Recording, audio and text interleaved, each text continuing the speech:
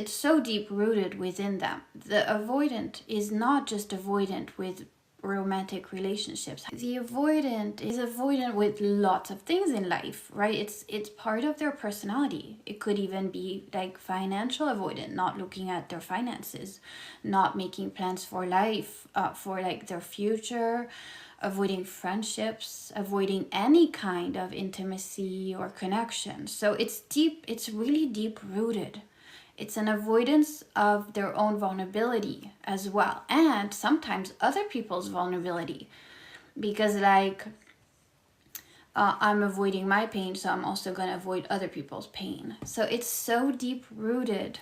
It's just absolutely crazy how much pain that attachment style causes, because there is usually not much communication. There's an avoidance of communication just in general. They avoid, they do avoid friendships. Maybe not like superficial friendships. Avoidants will seek out superficial relationships. They're unaware that their own pattern is leading to an emotional disconnect. I don't know that they're aware of their own emotional suffering. I don't think they are.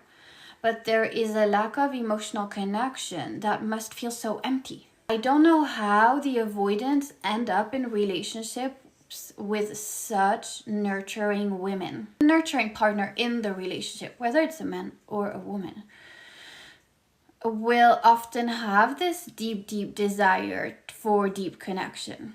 And so once it begins to be taken away by the avoidant, so the avoidant begins to draw their energy back, and the nurturer, or the partner with the deep craving for connection, is like, what's happening? This connection is being taken away from me. There is a confusion. There is a withdrawal. Like, what used to be given to me is no longer. But in reality, the avoidant never healed the avoidant attachment. They just kind of were able to get over themselves for a while until it gets too serious, I think. Until there is emotional intimacy, and now this person is coming too close to my wounds, and we're moving beyond superficialities, and then their avoidant attachment styles is activated. And it's so painful. They have to be aware of how their vibe is affecting their partner and want to change it. And I don't know that they will all get to that realization. I think these kinds of men end up in relationship with women who totally abandon themselves. And I think a lot of women have compassion to these partners that is not giving them what they want, because they can see where they're coming from. I think that's why you don't give up. You're like, oh my God, like, it's also the concept behind breadcrumbs, because they have a moment of vulnerability. They have the moment of the vulnerability pops up. There's a moment of vulnerability, and they're like, oh my God, I'll take it. I'll take it. And then the avoidant goes back into their shell. And so without the conversations, this will be so confusing.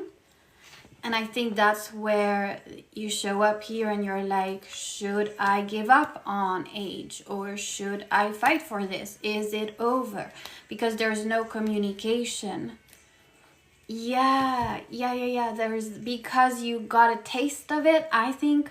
Because I think if you never had a taste of it, you would just have been long gone. But it's because there's the breadcrumbs. There's a little bit of good, like I saw it. But they know what they're doing on a subconscious level, I think. I don't necessarily think that is super manipulative consciously. But I fully believe that they know what they're doing subconsciously, because they don't want to be alone either.